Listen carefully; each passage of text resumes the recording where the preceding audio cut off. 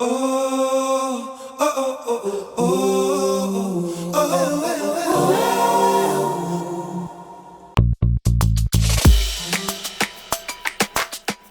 name is Vincent Aberi. I'm coming to a city near you. I am actually going to bring you GrandAcres, and I'm here with Solomon, the CEO of Goshen Acquisition. And my first question to you, Solomon, why land investment? Well, there's many answers to that question. First of all, God isn't making any more of it. So basic laws of economics demand that over time, as more and more of us are born and fewer are dying, it's a diminishing commodity, so it'll always be more valuable as time passes. Okay. In Kenya in particular, land has never devalued since 1963. Has actually also outperformed every other asset class, investment asset class in Kenya since.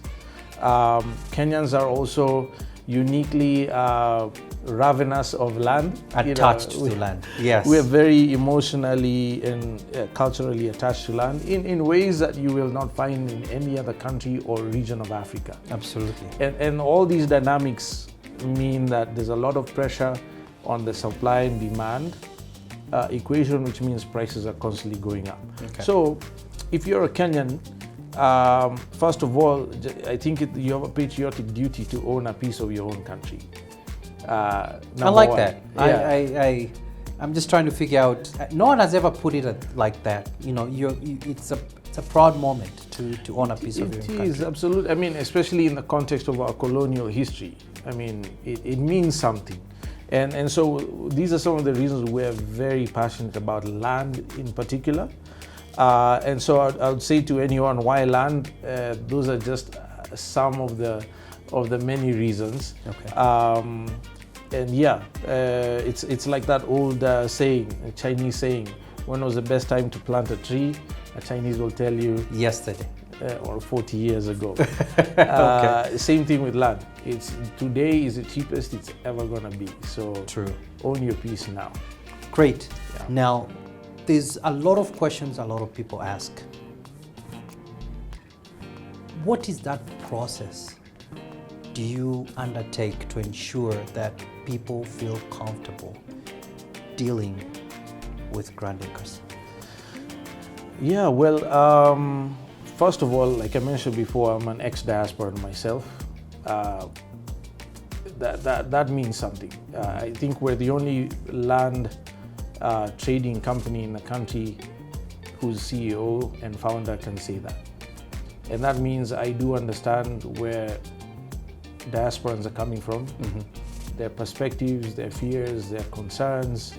You know, we were just discussing earlier today with some team members, or yesterday evening,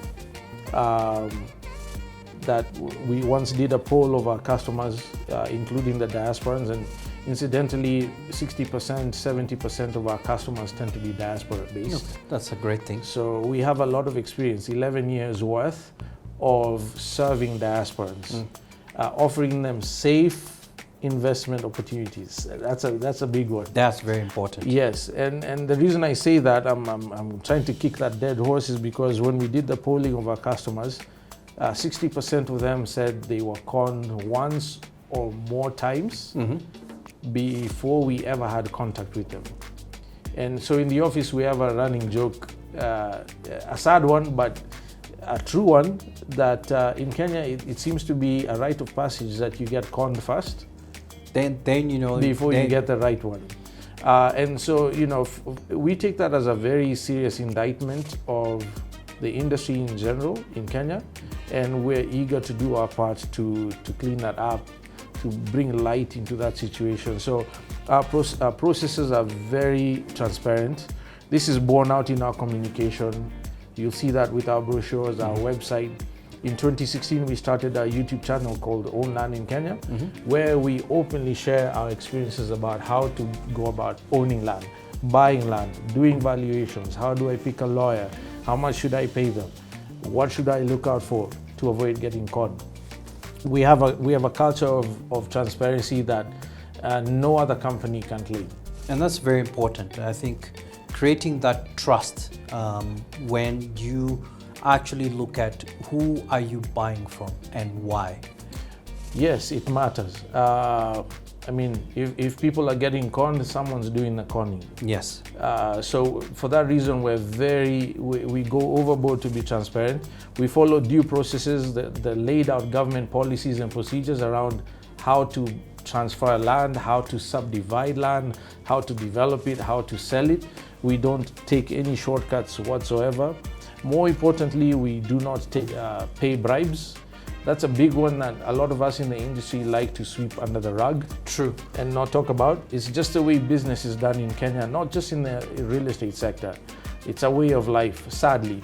And we have always taken the narrow route as far as that's concerned, which means, unfortunately, sometimes it takes us longer to get our product ready. But we're okay with that. And I think at the end of the day, that's what our customers love and appreciate about us, that not only do we follow due process so we're legally compliant, but in my view, more importantly, we are ethically above board. And actually, that's one of the things a lot of diaspora people are concerned about is integrity. There's always questions about the way people conduct business. Yeah. I'm happy to hear that you have taken it upon yourself and your organization to ensure that process, that you are above board in terms of integrity. Absolutely. There's no other way to do it. There's no other way, actually. Yeah. True. Yeah. Okay. A lot of people also will have questions in terms of where to buy. Do you buy here? Do you buy there?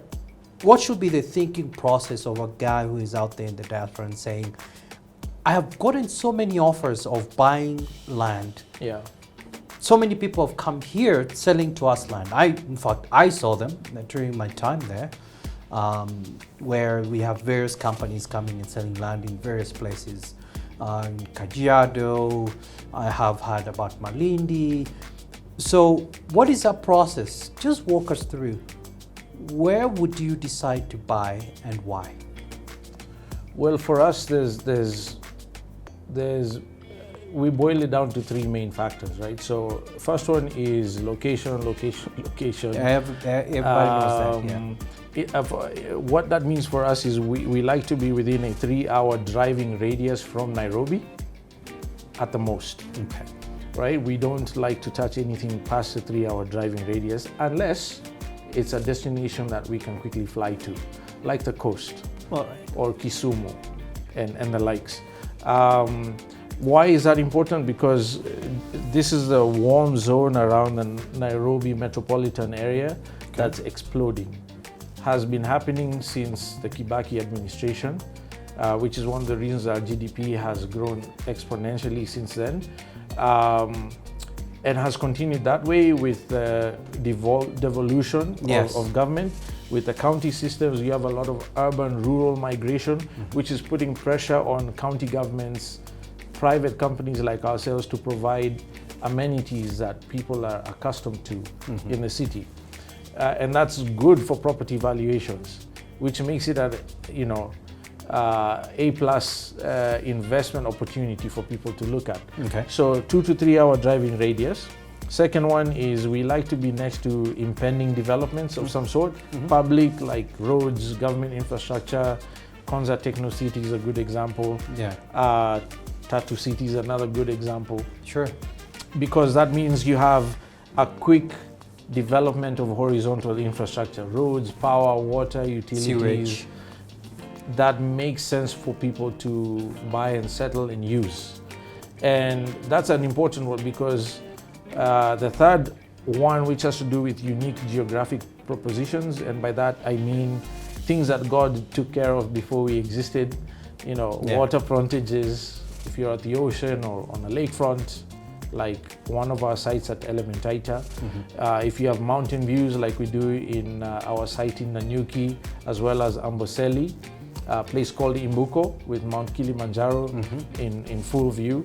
Things that make sure that the property is desirable for the long term, regardless of market dynamics. And so if you put all those three together, it boils down to usability. Usability, yeah. Whatever you're buying, is it usable now? What is the access road like? Can I motor myself there in the rainy season or not? Is there Very water? important. Yeah. Is there water to use? Is there power? Is there security? Is it legally compliant with regards to the county policies? Does the county allow for that size of land for the use that's being marketed to me? That's a big one. And the worst of them all, in my view, in my humble opinion, is the issue of waste treatment. Where is my waste going? If I take a shower, if I flush the toilet, if I wash my dishes, and do my laundry, where is all that going? And so these are some of the things we ask ourselves. Obviously, being land developers as a profession, as a business, as a service provider, these are things or interventions we make ourselves. But for an individual who's not doing it at our scale, you need to ask yourself those questions because they're a lot more critical with regards to the viability as an investment. Absolutely, absolutely. And those are the questions I think a lot of people that live in the diaspora haven't probably considered when approaching the land buying process. And I think it's good that you've actually explained that so that people can have a very holistic approach when they actually say, why am I buying this land? What is the use finally going to be for this land? So then you make an informed decision at the end of the day. I think that's very, very important. Yes, it's not just about clean title. A clean title that was illegally or unprocedurally produced in a place with no amenities or no zoning permit for what it was marketed to you as is absolutely worthless. And this is something I think diasporans in particular understand a bit more naturally because they live in an organized society. Absolutely. Those are basics. I mean, those are not things you ask yourself about in the US, in UK, in Australia. Those are a given. In developing world cultures like Kenya, most of Africa, these are lacking. Infrastructure development, we're behind, and so that should be an important consideration when you're buying. Ask the land seller all these questions. What are you giving me? What can I use the land for? And don't just give me empty words. Show me data, show me proof, even if it's a simple video of site in situ. Absolutely. As opposed to just fancy images on a flyer. And the affirmation that you have a title, as we've learned, does not solve all the questions up front in regards to you owning land, but all these other issues that need to be considered. So the title is not the end of it all.